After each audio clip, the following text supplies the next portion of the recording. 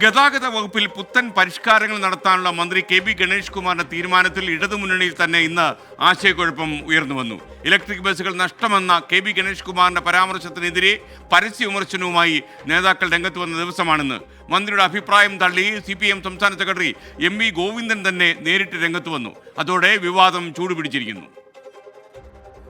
മുൻ ഗതാഗത മന്ത്രി ആന്റണി രാജുവിന്റെ വകുപ്പിലെ പരിഷ്കാരങ്ങളെ ഒളിഞ്ഞും തെളിഞ്ഞും നേരത്തെ തന്നെ ഗണേഷ് കുമാർ വിമർശിച്ചിരുന്നു. സിറ്റി സർക്കുലർ ഇലക്ട്രിക് ബസ്സുകൾ ഒരു ലാഭവും ഉണ്ടാക്കുന്നില്ല എന്നായിരുന്നു ഏറ്റവും ഒടുവിലെ വിമർശനം. ഇനി ഇലക്ട്രിക് ബസ്സുകൾ വാങ്ങില്ലെന്നും നിലവിലെ ടിക്കറ്റ് നിരക്ക് ഉയർത്തുമെന്നും പ്രഖ്യാപിച്ചു. പിന്നാലെ വിവാദം. പുത്തൻ പരിഷ്കാരങ്ങൾ നടപ്പിലാക്കാൻ ഒരുങ്ങിയ ഗണേഷ് കുമാറിനെതിരെ ആദ്യം രംഗത്തെത്തിയത് CPIM MLA VK Prashant.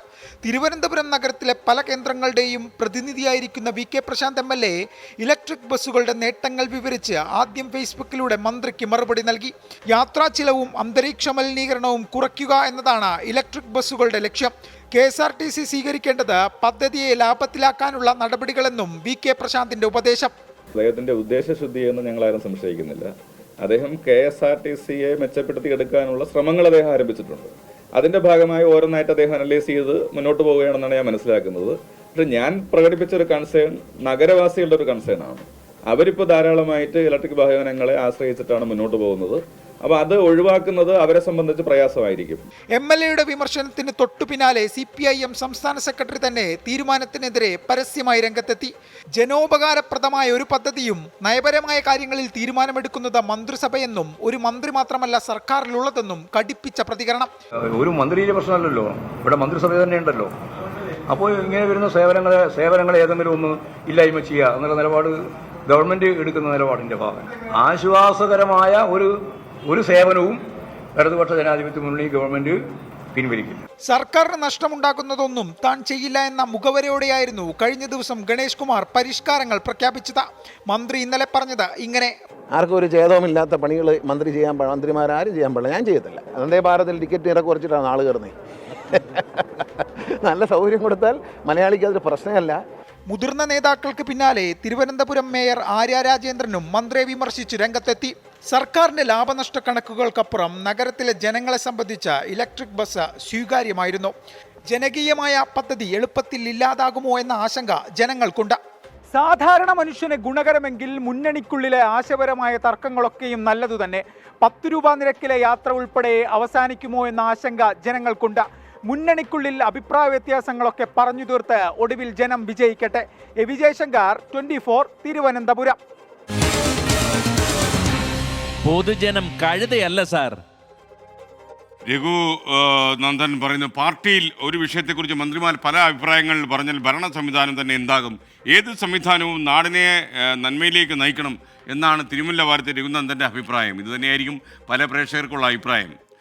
Electric ബസ്സുകൾ വാങ്ങില്ല എന്ന പുതിയ ഗതാഗത മന്ത്രി പ്രഖ്യാപിച്ചതോടെ തിരുവനന്തപുരം നഗരസഭ സംസ്ഥാനത്തെ ആദ്യ ഹരിത നഗരമാക്കാനുള്ള പദ്ധതി കൂടിയാണ് അനിശ്ചിതത്വത്തിലായിരിക്കുന്നത്.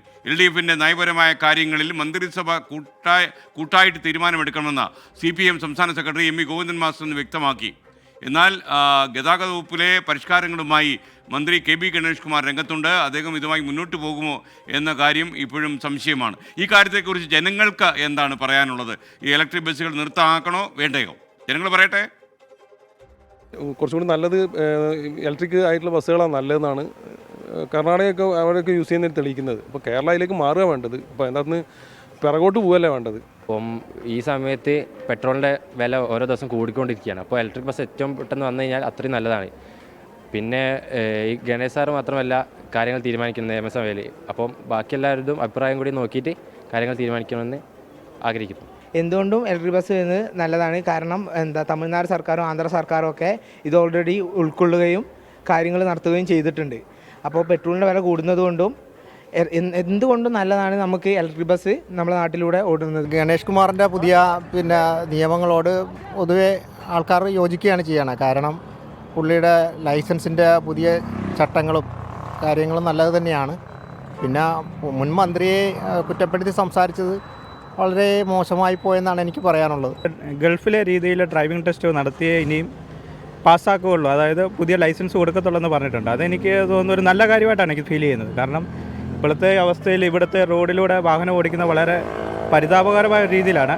അങ്ങനെ കുറച്ചുകൂടെ നല്ല രീതിയിൽ ട്രെയിനിങ് കൊടുത്ത് നല്ല രീതിയിലാണെങ്കിൽ ലൈസൻസ് കൊടുക്കാൻ തുടങ്ങിക്കഴിഞ്ഞാൽ നമ്മുടെ റോഡിലെ അപകടങ്ങൾ കുറച്ച് കുറയുമെന്ന് എനിക്ക് തോന്നലുണ്ട്. 500 രൂപ 3000 രൂപയ്ക്ക് കൂടി 500 രൂപ ചിലവാകുമെന്നാണ് പറയുന്നത്. നമുക്കറിഞ്ഞുകൂടാ അവർ പറയുന്നത്. കറണ്ടിൻ്റെ 500 വരെയുള്ള ഇത്രയും ഞാൻ കേട്ടിട്ടുണ്ട്. ലാഭത്തിൽ ഓടുന്ന സാധനം ടിക്കറ്റിനെ കൂട്ടേണ്ട കാര്യമില്ലല്ലോ. അവർക്ക് തോന്നുന്ന കുറയ്ക്കുക, അത് അവരുടെ ഉത്തരവാദിത്തമാണ്. ജനങ്ങൾ പ്രതികരിച്ചാൽ അതിലൊന്നും നേടാനില്ല. നിരക്ക് കൂട്ടാതെ അവർക്ക് നിവർത്തിയില്ല. കാര്യം ഭയങ്കര നഷ്ടത്തിലാണ് പോണത്. ശമ്പളം കൊടുക്കാൻ പോലും പൈസയില്ല, പെൻഷൻകാർക്ക് ഒന്നും കൊടുക്കാനില്ല. അങ്ങനെ ഒരു ഭയങ്കര അരക്ഷിതാവസ്ഥയിലാണ് കുറേ നാൾ കൊണ്ടുപോകണം. അവർക്ക് മുതലാവണ അനുസരിച്ച് കൂട്ടുകയും കുറയ്ക്കുകയൊക്കെ ചെയ്യാം. കുറച്ച് ദിവസം പറഞ്ഞുകൊണ്ടിരുന്ന് 10 രൂപ സർവീസ് 5 രൂപയാക്കാൻ പോകണമെന്ന് പറഞ്ഞുകൊണ്ടിരുന്നു. ഇപ്പം അത് കൂട്ടാൻ പോകണം.